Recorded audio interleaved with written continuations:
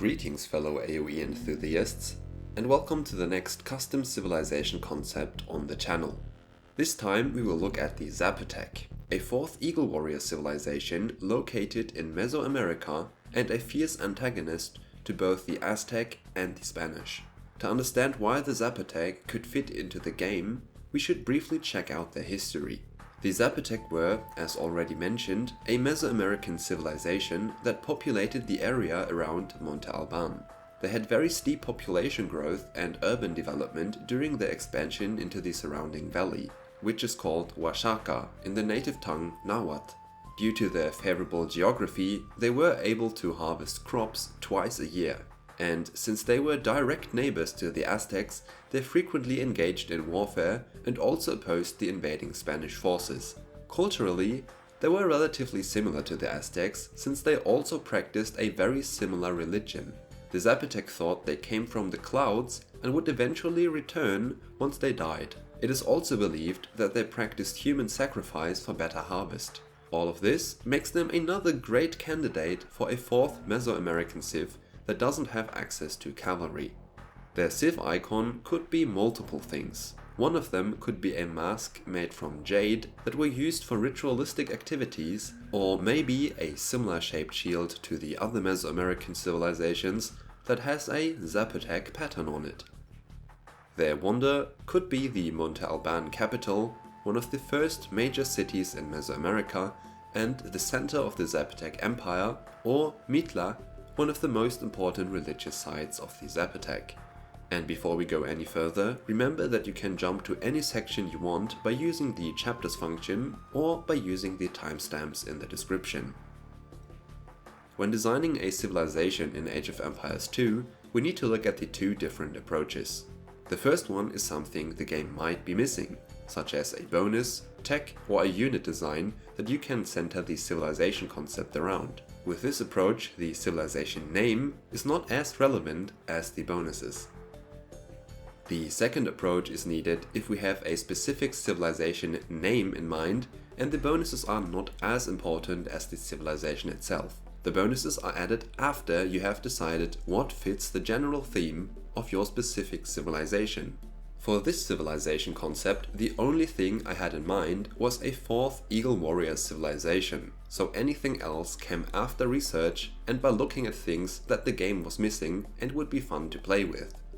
The civilization name of the Zapotec could therefore be replaced, as the bonuses are more important than the name, and the American civs are without a doubt more on the creative freedom side of things in regard to unit choice and accuracy. I had considered different Mesoamerican people, such as the Olmecs, but they disappeared around 400 BC. I also considered the Toltecs, but they were the predecessors of the Aztec Empire and widely considered as the finest of culture by the Aztecs and therefore would be too similar to them. And the third civilization that came to mind were the Mixtecs that were temporary allies with the Zapotec, however they eventually became vassals of the Aztec Empire. So the logical choice for a fourth American civilization are the Zapotec. And as always, now we are looking at the unique unit of the Zapotec. For the fourth American unique unit, not many options remain, but I believe this unique unit design fits very well in the game. I wanted the Zapotec to have a fast but fragile skirmisher unit that wasn't really a skirmisher, meaning it is not only for countering archers, but also strong on its own. The unique unit of the Zapotec is called the Owl Warrior, and based on the Owl Warrior inscriptions of the Great Goddess. It wields an atlatl and a shield for protection, and also has the iconic feathered headdress. To create a unique skirmisher unit, I used the Imperial Skirmisher in the editor as a base, and then changed the stats appropriate to the Owl Warrior. Since the Owl Warrior is supposed to be fast and weak, I came up with the following stats after thorough testing. The base HP is 40. It deals 3 base attack, it has 1 melee armor and 2 pierce armor, it has a range of 5, and a movement speed of 1.1 tiles. This makes them slightly slower than a plumed archer with a movement speed of 1.2, and as fast as a Dark Age Eagle Scout. The other stats, beside the speed that differentiate the Owl Warrior from a generic skirmisher, is that the Owl Warrior has a hidden attack bonus against cavalry, camels, and of course archers. These attack bonuses are of course minor, but do add up in the late game. The Owl Warrior also has no minimum range, which makes them really easy to micro in melee engagements. The Elite Owl Warrior upgrade only offers really minor improvements over the regular unit, but you will see why that is later in the video. The stats of the Elite Owl Warrior are increased by 5 HP from 40 to 45, increased by 1 attack from 3 to 4, and the attack bonus is also increased by 1 attack for each armor class. The rest stays the same, making the Elite Owl Warrior only slightly better than the regular variant. The unit cost is 45 wood and 25 gold, and it is of course affected by all archer upgrades, just like a regular skirmisher is. Important to note about the Owl Warrior is that the attack bonus against cavalry makes them deal only 1 more damage to cavalry than an Arbalister, and their low attack bonus against archers makes them lose a 1v1 against a skirmisher. However, they can be used effectively against cavalry due to their melee armor and their high mobility, which makes them relatively easy to micro and very cost effective. The Owl Warrior is therefore a potent unit that can be used similarly to the Plumed Archer, using hit and run tactics while also being quite cheap. They are, so to speak, a beefed up skirmisher that can be used for defense, but also offense, and even might be considered a semi-trash unit because their gold cost is so low. With the unique unit done, we can look at the unique technologies of the Zapotec civilization. The Castle Age unique tech is called Rituals, and it is a tech that improves the monks. I wanted the Zapotec to have strong monk options since they practiced a similar religion to the Aztecs, including human sacrifice. The unique tech Rituals will therefore increase the regeneration rate of monks by 35%, making them replenish their faith in 40 seconds instead of the normal 62 seconds. Keep in mind that the generic Imperial Age technology Illumination increases the regeneration rate for monks, so they only need 33 seconds to refresh instead of the 62 seconds. Obviously, Rituals would be an already good technology since this improvement would be available in the Castle Age, although slightly weaker, but Rituals and Illumination stack, reducing the refresh time from 40 seconds with Rituals or 33 seconds with Illumination to only 21 seconds. This strength will of course be balanced by tech tree limitations, but more on that later in the full tech tree chapter. The second unique tech for the Imperial Age is based again on another owl inscription, this time an owl holding an atlatl. This unique tech will increase the attack speed of Owl Warriors, Eagle Warriors and Skirmishers by 15%. This has of course been tested for the correct balance. In a straight up fight, Eagle against Eagle, the Zapotec Eagles will end up on the 3rd place and generally speaking performing roughly the same but slightly worse than an Aztec Eagle. Skirmishers and Owl Warriors are now a more dangerous threat against their opponents. Those were the unique techs, and now we can check out the civilization bonuses. The Zapotec are obviously going to miss out on the whole stable, and just like the other American civs, they need compensation. Right now, every American civ has a very strong economy with at least 1 or 2 strong military options. The first civilization bonus is inspired by the former unique tech Couriers for the Incas that increased the movement speed of Eagle Warriors, Slingers and Kameyuks by 10%. I really wanted this bonus back, and it fits perfectly for a 4th Eagle civ. So the first bonus makes the Eagle Scout line move 10% faster.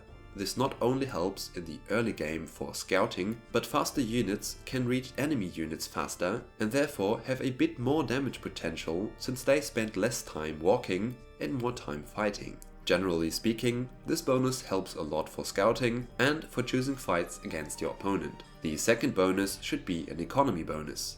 As we've seen in the historical overview, the Zapotec had a very good farming economy that would eventually help them stay alive, even though they had to pay very high tribute to the Spanish invaders. There are however already many farming bonuses in the game, so this wouldn't really be an option. The other thing we know is that the Zapotec had a steep population increase after populating the valleys. Thus, The Zapotec will gain 4 additional villages when advancing to the feudal age. This is of course a one-time bonus and will not affect any additional town centers. Now how does this affect the economy? The most obvious thing is the Zapotec save 200 food and 100 seconds creation time in the town center. This allows to research the 75-second wheelbarrow technology earlier, while also keeping a 1 villager lead after the technology was researched. For comparison, the Chinese, Mayans and Goths will always be 1 villager ahead when advancing to the feudal age, making the economy bonus come into effect earlier.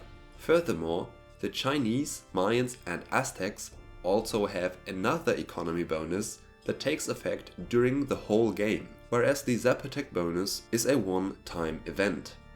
So the best civilization bonuses this could be compared to would be the Vikings' free wheelbarrow and handcart, or the Malay faster aging times, which ultimately result in saving town center time for additional villages.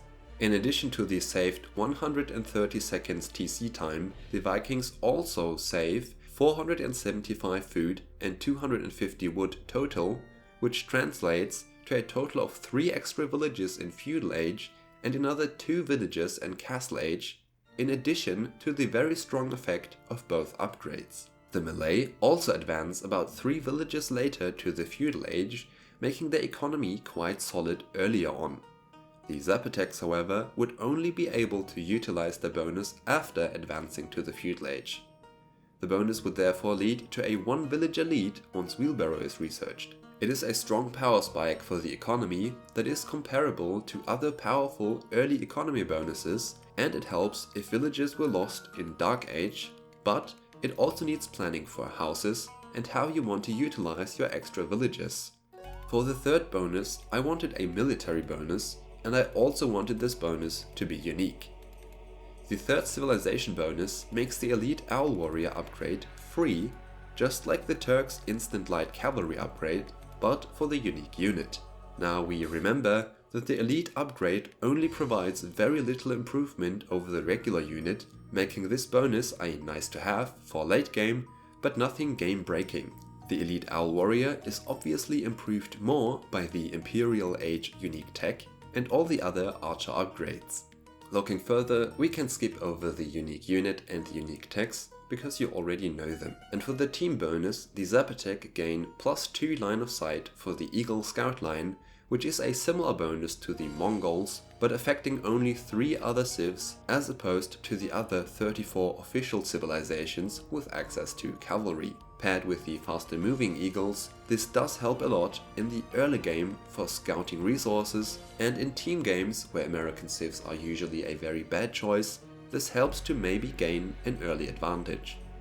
Now that we know all of the bonuses, we can look at their tech tree. The Zapotec have a pretty good archery range, having access to all archer upgrades and elite skirmisher, while of course missing the whole cavalry archer line and Parthian tactics. Obviously, they are also missing the hand cannoneer. They do however have access to thumb ring, so their archers translate very well into the late game, and the unique Imperial Age tech improves the attack rate of skirmishers, making them slightly better than generic ones. Looking at the barracks, I wanted the Zapotec to have another unique barracks when compared to the other American civs. The Aztecs don't have halberdier, the Mayans don't have supplies and champion, and the Incas are the only civ in the game with a full barracks. So to give them another unique barracks, they don't have access to the champion, but they do have supplies. They also have halberdier to counter cavalry effectively in the late game, and of course the Eagle Warrior line, since that was the original idea as to why this civ concept was made. The Eagle Warriors are of course also affected by the Imperial Age unique tech, which makes them the go-to unit for the Zapotec. Keep in mind, they are also moving faster and have more line of sight.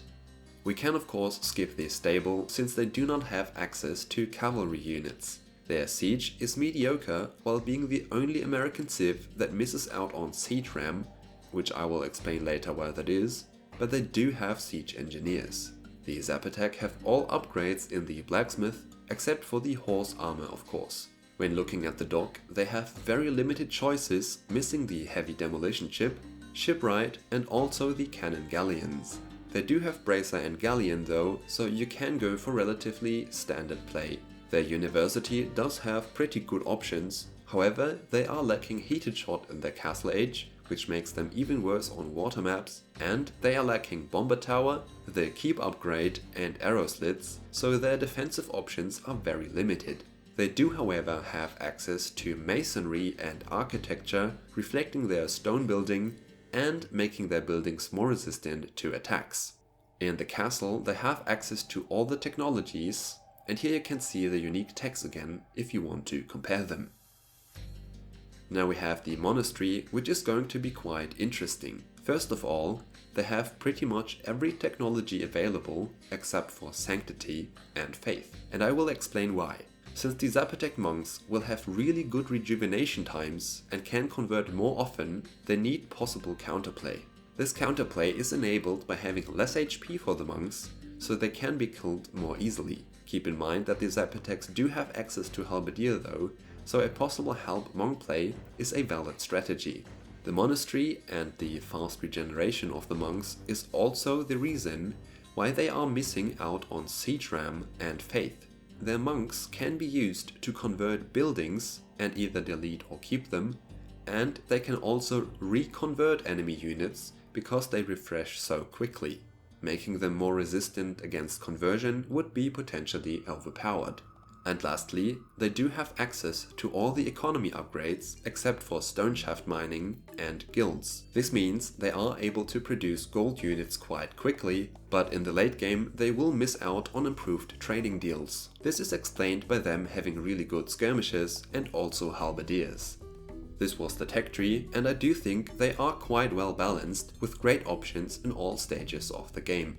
For example, you can scout pretty well with faster and more line of sight eagles, which can be used to scout your opponent for a drush. In Feudal Age you will have a pretty strong spike for your economy because 4 additional villages will help gather more resources to advance faster to the Castle Age. In Castle Age you can upgrade your leftover archers to crossbowmen and extend the crossbow play with thumb ring or switch into eagles. You will also have very strong monk options with almost all techs available in the monastery, and once you get a castle up, you can research a very good unique tech. In the castle you have access to a quite cheap skirmisher unit that can be used for fast raiding, but also for countering archers and cavalry. In Imperial Age you can upgrade your eagle warriors to attack faster and be a very powerful unit paired with skirmishers and owl warriors or monks.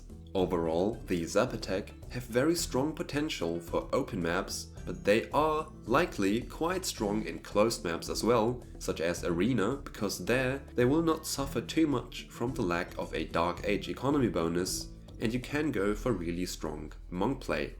If tweaks are necessary for the Zapotec, then the archery range comes to mind for maybe removing the thumb ring technology. This would be done to reduce the counterplay options for infantry that is likely going to be used against strong eagle warriors. Another tweak that comes to mind would be an increase of the general speed bonus for eagle warriors from 10 to 15%, but removing the squire's upgrades from the barracks. This way the eagle warrior would be 5% faster than a regular eagle warrior, but the other barracks units would miss out on the extra speed. I have tested this civ myself, but to balance it properly, you always need to play against a real player. Without a doubt, however, the Zapotec Civilization Concept provides a very strong 1v1 civ, and it might not be a very strong team game civ. Let me know in the comments below how you like the Zapotec and what civilization concept you would like to see next. With that being said, have a good one and keep customizing.